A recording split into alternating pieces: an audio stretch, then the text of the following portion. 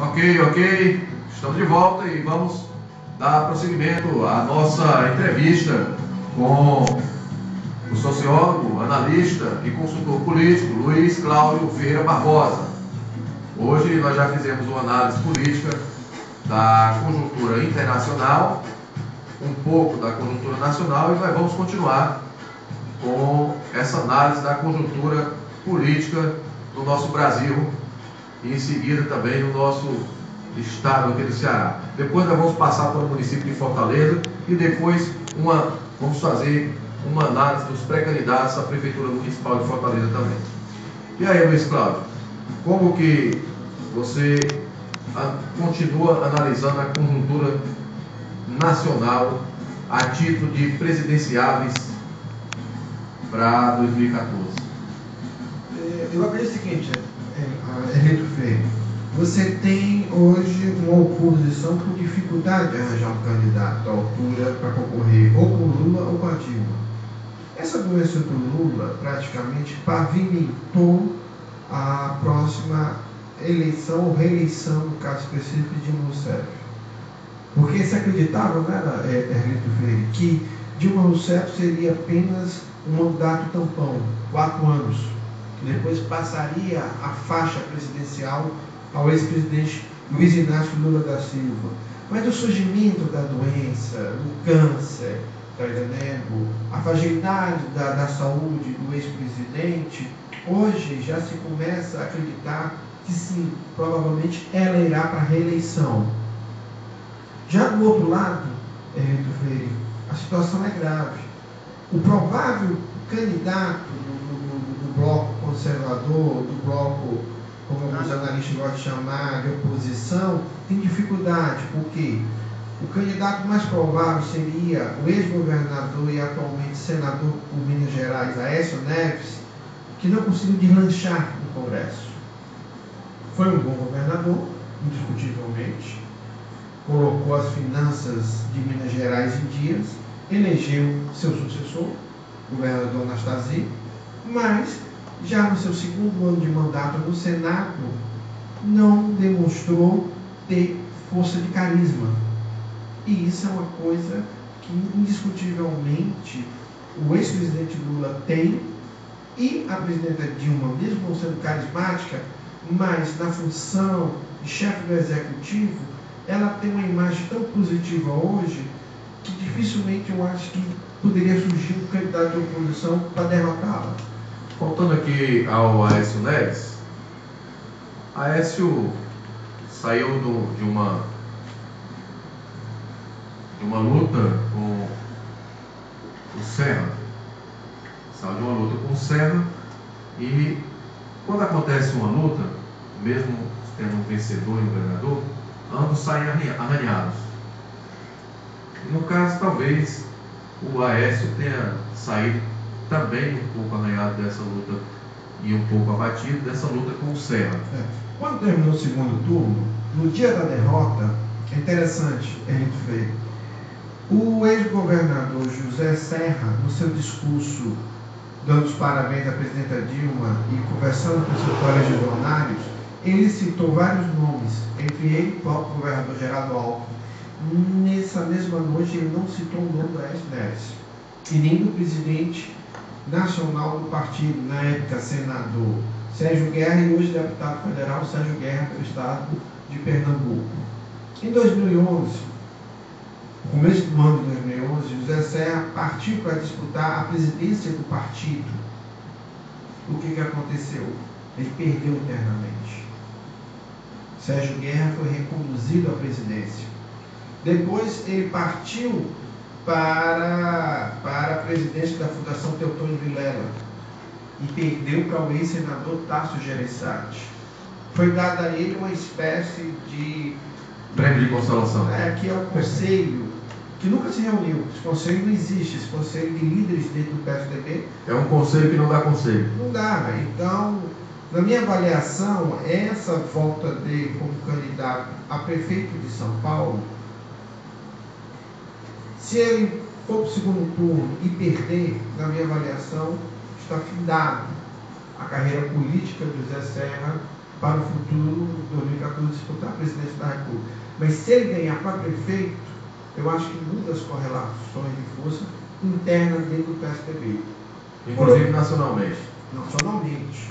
Por exemplo, o grande dilema hoje, já do outro lado, na base governista, não é o candidato ao executivo, é quem será o vice na próxima. Voltando aqui a São Paulo, quer dizer que a eleição de São Paulo, ela pode decidir, além do prefeito de São Paulo. Ela pode ser uma espécie de prévia. Ela pode decidir também o futuro presidente do país. Ela é federalizada. Ela é federalizada. Eu gostaria que você, Luiz Cláudio, fizesse mais duas análises políticas em relação a presidenciáveis. Ambas do PSB. Uma sobre o ministro Ciro Gomes, que é um presidenciável, e a outra sobre o atual governador de Pernambuco, Eduardo Campos, que também é um presidenciável, ambos do mesmo partido, do PSB. Vamos começar pelo governador de Pernambuco, Eduardo Campos. Neto de Miguel Arraes, Eduardo Campos era um político que nós poderíamos dizer que sempre viveu à sombra do avô.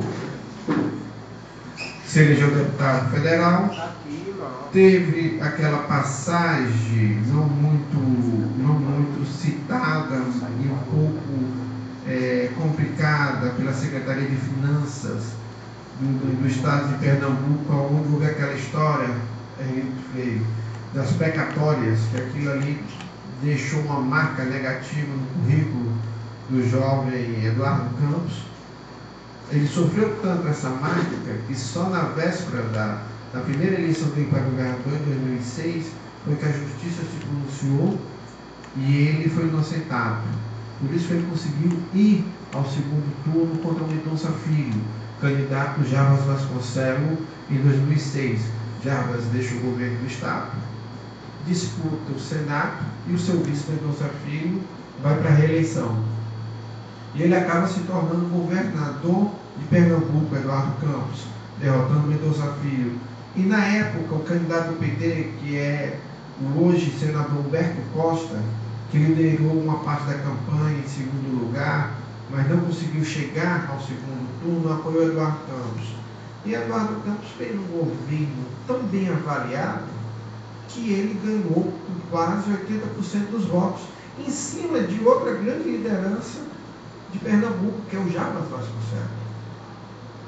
Então você nota que a liderança de Eduardo Campos, na minha avaliação, é a liderança mais consolidada no Nordeste. O PSB trabalha bem no Nordeste. O PSB tem um governador do Piauí, tem um governador do Ceará e um governador da Paraíba. Tinha um governador do Rio Grande do Norte, mas perdeu, e tem ainda força e ainda mantém o governo de Pernambuco. Quer dizer, é um partido eminentemente nordestino. Agora eu lhe pergunto, qual é o outro partido eminentemente nordestino hoje em dia? Partido dos Trabalhadores.